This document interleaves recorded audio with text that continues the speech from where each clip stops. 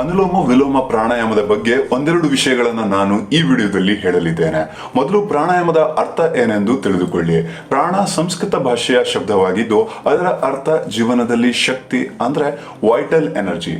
ಆಯಾಮ ಎಂದರೆ ಯಾವುದಾದ್ರೂ ಕೆಲಸವನ್ನ, ವಸ್ತುವನ್ನ ಅಥವಾ ವ್ಯಕ್ತಿಯನ್ನ ಮುಂದೆ ತರುವಂಥದ್ದು ಅಥವಾ ವೃದ್ಧಿಗೊಳಿಸುವಂಥದ್ದು. ಹಾಗಾಗಿ ಪ್ರಾಣಾಯಾಮದ ಅರ್ಥ ಏನಾಗುತ್ತದೆ ಎಂದರೆ ವೈಟಲ್ ಎನರ್ಜಿಯನ್ನ ಹೆಚ್ಚಿಸುವುದು ಅಥವಾ ವೃದ್ಧಿಸುವಂಥದ್ದು ಸ್ನೇಹಿತರೆ. ಯಾವುದೇ ಪ್ರಾಣಾಯಾಮ ಆದರೂ ಕೂಡ 4 ಸ್ಟೆಪ್ಗಳನ್ನು ಹೊಂದಿರುವಂಥದ್ದು. ಅದರಲ್ಲಿ ಮೊದಲನೇ ಹಂತ ಪೂರಕ. ಇದರಲ್ಲಿ ನಾವು ನಮ್ಮ ಹೊಟ್ಟೆಯನ್ನ ಸಡಿಲವಾಗಿರಿಸಿಕೊಂಡು ನಿಧಾನವಾಗಿ ಮತ್ತು ಆಳವಾಗಿ ವಫೆಯನ್ನ ಬಳಸಿಕೊಂಡು ಉಸಿರನ್ನ ಒಳಗೆ ತೆಗೆದುಕೊಳ್ಳುವಂಥದ್ದು. ಎರಡನೆಯ ಹಂತ ಕುಂಭಕ. ಈ ಹಂತದಲ್ಲಿ ಒಳಗೆ ತೆಗೆದುಕೊಂಡ ಉಸಿರನ್ನ ಎಷ್ಟು ಸಾಧ್ಯವೋ ಅಷ್ಟು ಸಮಯ ಆರಾಮವಾಗಿ ಹಿಡಿದಿಟ್ಟುಕೊಳ್ಳುವಂಥದ್ದು.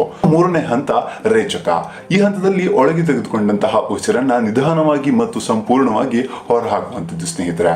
ನಾಲ್ಕನೇ ಹಂತ ಬಾಹ್ಯ ಕುಂಭಕ. ಈ ಹಂತದಲ್ಲಿ ಪೂರ್ಣವಾಗಿ ಉಸಿರನ್ನ ಹೊರಗೆ ಬಿಟ್ಟ ನಂತರ ಎಷ್ಟು ಹೊತ್ತು ಸಾಧ್ಯವೋ ಅಷ್ಟು ಹೊತ್ತು ಉಸಿರನ್ನ ತೆಗೆದುಕೊಳ್ಳದೆ ಇರಲು ಪ್ರಯತ್ನಿಸುವಂಥದ್ದು. ಈಗ ಅನುಲೋಮ ವಿಲೋಮಕ್ಕೆ ಬರೋಣ. ಅನುಲೋಮ ವಿಲೋಮದಲ್ಲಿ ಒಂದು ಮೂಗಿನ ಹೊಳ್ಳೆಯಿಂದ ಉಸಿರನ್ನ ಒಳಕ್ಕೆ ತೆಗೆದುಕೊಳ್ಳಲಾಗುತ್ತದೆ ಮತ್ತು ಇನ್ನೊಂದು ಹೊಳ್ಳೆಯಿಂದ ಉಸಿರನ್ನ ಹೊರಗೆ ಬಿಡಲಾಗುತ್ತದೆ. ನಂತರ ಎರಡನೇ ಹೊಳ್ಳೆಯಿಂದ ಉಸಿರನ್ನ ಒಳಕ್ಕೆ ತೆಗೆದುಕೊಳ್ಳಲಾಗುತ್ತದೆ ಮತ್ತು ಮೊದಲನೇ ಹೊಳ್ಳೆಯಿಂದ ಉಸಿರನ್ನ ಹೊರಗೆ ಬಿಡಲಾಗುತ್ತದೆ ಸ್ನೇಹಿತರೆ. ಯಾವ ಮೂಗಿನಿಂದ ಉಸಿರು ಒಳಗೆ ಹೋಗಬೇಕು ಎಂಬುದನ್ನು ನಿಯಂತ್ರಿಸಲು ಒಂದು ಹೊಳ್ಳೆಗೆ ಹೆಬ್ಬೆರಳನ್ನ ಹಾಗೂ ಇನ್ನೊಂದು ಹೊಳ್ಳೆಗೆ ಕಿರುಬೆರಳನ್ನ ಮತ್ತು ಉಂಗುರ ಬೆರಳನ್ನ ಬಳಸಲಾಗುತ್ತದೆ. ಎಷ್ಟು ಹೊತ್ತಿನ ತನಕ ಉಸಿರು ಒಳಗಡೆ ನಿಲ್ಲುತ್ತದೆಯೋ ಅದನ್ನ ಕುಂಭಕ ಮತ್ತು ಎಷ್ಟು ಹೊತ್ತಿನ ತನಕ ಉಸಿರು ಹೊರಗಡೆ ಇರುತ್ತದೆಯೋ ಅದನ್ನ ಬಾಹ್ಯ ಕುಂಭಕ ಎನ್ನಲಾಗುತ್ತದೆ. ಈಗ ಅನುಲೋಮ ವಿಲೋಮದಿಂದಾಗುವ ಲಾಭಗಳೇನು ಮತ್ತು ಹೇಗೆ ಎಂಬುದನ್ನು ತಿಳಿಯೋಣ.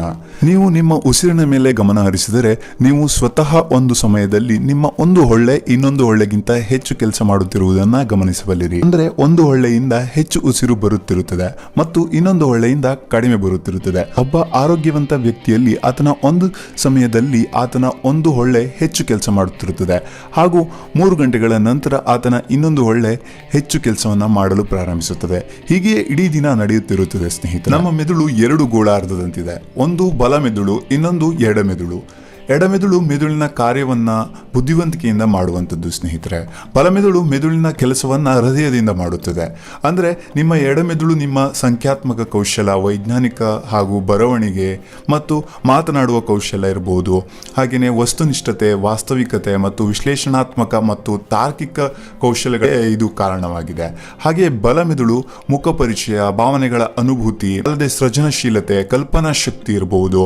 ಹಾಗೆಯೇ ಸಂಗೀತ ಮತ್ತು ಕಲೆಗಳಲ್ಲಿ ಆಸಕ್ತಿ ಇತ್ಯಾದಿಗಳಿಗೆ ಕಾರಣವಾಗಿದೆ. ಯಾವ ಹೊಳ್ಳೆಯಿಂದ ಹೆಚ್ಚು ಉಸಿರಾಟ ನಡೆಸುತ್ತಿರುತ್ತದೆಯೋ ಅದರ ವಿರುದ್ಧವಾದ ಮೆದುಳಿನ ಭಾಗದಲ್ಲಿ ಎಲೆಕ್ಟ್ರಿಕಲ್ ಚಟುವಟಿಕೆಗಳು ಹೆಚ್ಚಾಗುತ್ತದೆ.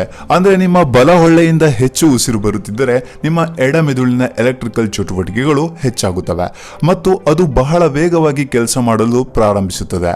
ನಿಮ್ಮ ಎಡ ಹೊಳ್ಳೆಯಿಂದ ಹೆಚ್ಚು ಉಸಿರು ಬರುತ್ತಿದ್ದರೆ ನಿಮ್ಮ ಬಲ ಮೆದುಳು ಹೆಚ್ಚು ಕೆಲಸ ಮಾಡಲು ಪ್ರಾರಂಭವಾಗುತ್ತದೆ. ಅನುಲೋಮ ವಿಲೋಮ ಮಾಡುವಾಗ ನೀವು ನಿಮ್ಮ 2 ಹೊಳ್ಳೆಯಿಂದ ಒಂದಾದ ನಂತರ ಒಂದರಂತೆ ಪೂರ್ಣವಾಗಿ ಉಸಿರನ್ನ ಎಳೆದುಕೊಂಡು ಮತ್ತು ಬಿಟ್ಟು ಮಾಡಿದಾಗ ನಿಮ್ಮ ಮೆದುಳಿನ 2 ಭಾಗದಲ್ಲಿ ಎಲೆಕ್ಟ್ರಿಕಲ್ ಚಟುವಟಿಕೆಗಳು ಹೆಚ್ಚಾಗುತ್ತವೆ ಮತ್ತು ನಿಮ್ಮ ಮೆದುಳು ಹೆಚ್ಚು ಪರಿಣಾಮಕಾರಿಯಾಗಿ ಕೆಲಸ ಮಾಡಲು ಪ್ರಾರಂಭವಾಗುತ್ತದೆ ಸ್ನೇಹಿತರೆ. ಅನುಲೋಮ ವಿಲೋಮ ಪ್ರಾಣಾಯಾಮದ ಅತ್ಯಂತ ಮಹತ್ವದ ಉಪಯೋಗ ಏನೆಂದರೆ ಇದರಿಂದ ನಿಮ್ಮ ಏಕಾಗ್ರತಾ ಶಕ್ತಿ ಹೆಚ್ಚಾಗುವಂಥದ್ದು ಸ್ನೇಹಿತರೆ. ಇದರಿಂದ ವಿಷಯಗಳನ್ನ ನೆನಪು ಮಾಡಿಕೊಳ್ಳುವುದು ಮತ್ತು ನೆನಪಿನಲ್ಲಿಟ್ಟುಕೊಳ್ಳುವುದರಲ್ಲಿ ತುಂಬಾ ಸಹಾಯಕವಾಗುತ್ತದೆ ಸ್ನೇಹಿತರೆ. ಯಾರು ಯಾವಾಗಲೂ ಸುಸ್ತಾಗಿರುತ್ತಾರೋ, ಆಲಸಿಗಳಾಗಿರುತ್ತಾರೋ ಅಥವಾ ಯಾವುದೇ ಕೆಲಸ ಮಾಡಲು ಮನಸ್ಸು ಇರುವುದಿಲ್ಲವೋ ಅಥವಾ ಡಿಪ್ರೆಷನ್ ನ ತೊಂದರೆಯಲ್ಲಿ ಇರುವವರು ಅನುಲೋಮ ವಿಲೋಮವನ್ನ ಮಾಡಲೇಬೇಕು. ಅನುಲೋಮ ವಿಲೋಮದಿಂದ ಡಿಪ್ರೆಷನ್ ಹೇಗೆ ದೂರವಾಗುತ್ತದೆ ಎಂಬ ಪ್ರಶ್ನೆ ಉದ್ಭವಿಸುತ್ತದೆ.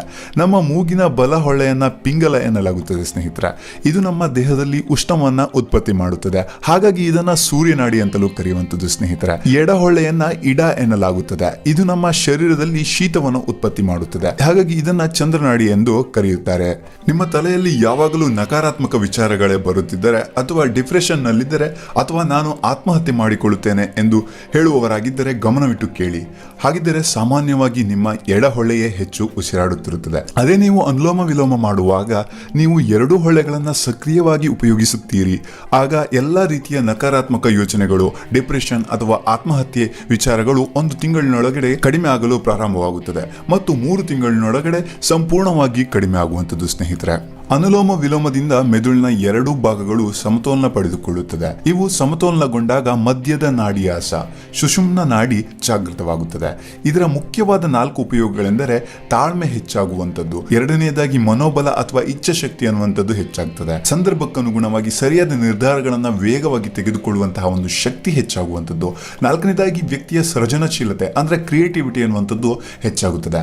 ಅನುಲೋಮ ವಿಲೋಮದಿಂದ ಮೆದುಳಿನ ಎಲ್ಲ ಎನರ್ಜಿ ಚಾನಲ್ಗಳು ಶುದ್ಧವಾಗುವಂಥದ್ದು ಮತ್ತು ರಿಚಾರ್ಜ್ ಕೂಡ ಆಗುತ್ತದೆ.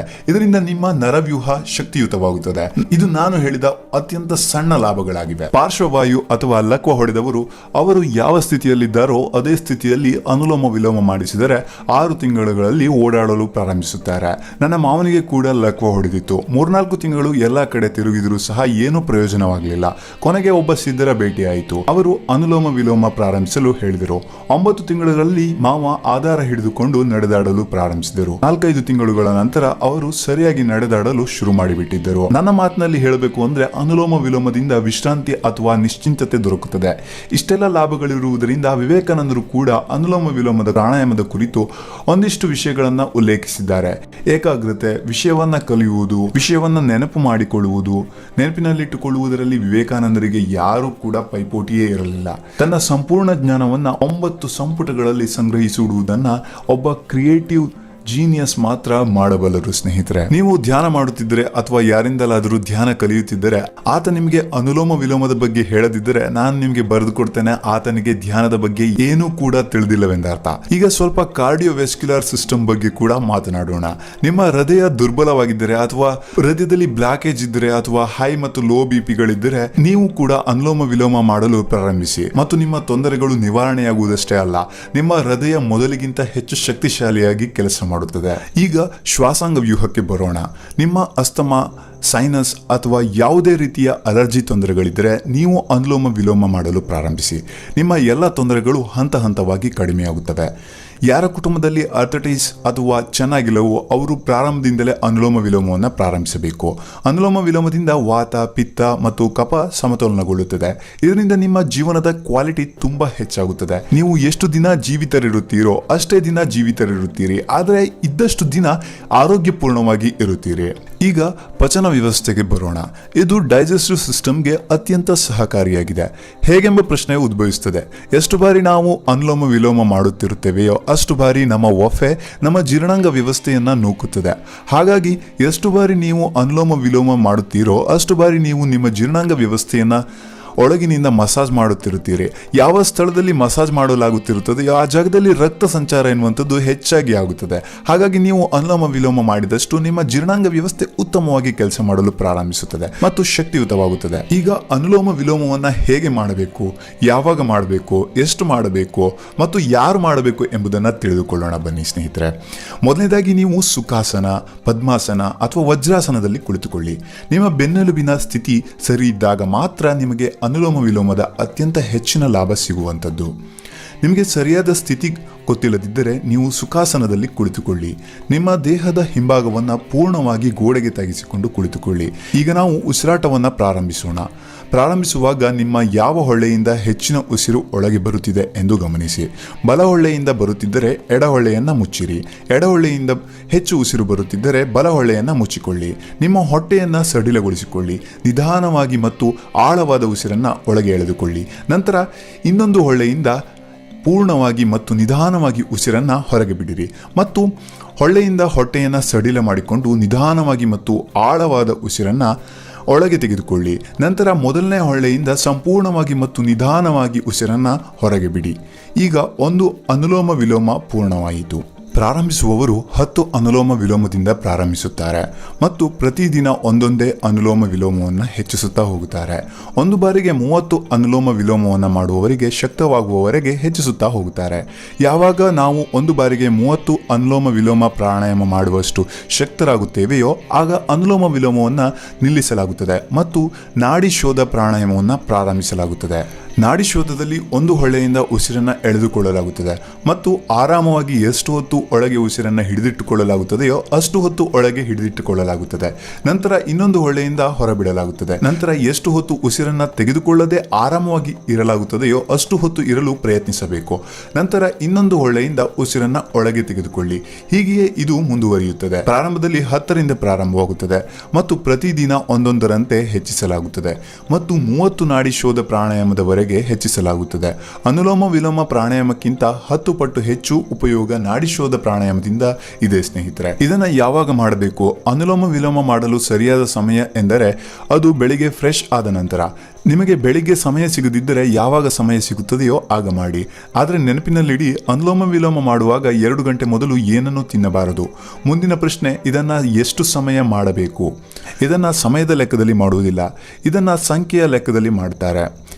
ಯಾರ್ಯಾರು ಅನುಲೋಮ ವಿಲೋಮ ಮಾಡಬಹುದು, ಯಾರ್ಯಾರು ಜೀವಂತ ಇದ್ದಾರೆ ಮತ್ತು ಉಸಿರಾಡ್ತಿದ್ದಾರೆ ಅವರೆಲ್ಲರೂ ಕೂಡ ಈ ಒಂದು ಅನುಲೋಮ ವಿಲೋಮವನ್ನು ಮಾಡಬಹುದು ಸ್ನೇಹಿತರೆ. ಈ ವಿಡಿಯೋದಲ್ಲಿ ಇಷ್ಟೇ ಸ್ನೇಹಿತರೆ. ಈ ವಿಡಿಯೋ ಇಂಟ್ರೆಸ್ಟಿಂಗ್ ಆಗಿತ್ತು ಅನ್ಕೋತೀನಿ ಸ್ನೇಹಿತರೆ. ಈ ವಿಡಿಯೋನ ಸಂಪೂರ್ಣವಾಗಿ ನೋಡಿದ್ದಕ್ಕಾಗಿ ಧನ್ಯವಾದಗಳು. ವಿಡಿಯೋ ಇಷ್ಟ ಆದರೆ ಲೈಕ್ ಮಾಡಿ ಸ್ನೇಹಿತರೆ. ಹಾಗೆ ನೀವಿನ್ನು ನಮ್ಮ ಕನ್ನಡ ಚಾನಲ್ಗೆ ಹೊಸಬರಾಗಿದ್ದರೆ ಕನ್ನಡ ಚಾನಲನ್ನು ಸಬ್ಸ್ಕ್ರೈಬ್ ಮಾಡಿ. ಮುಂದಿನ ವಿಡಿಯೋದಲ್ಲಿ ಸಿಗೋಣ. ಧನ್ಯವಾದಗಳು.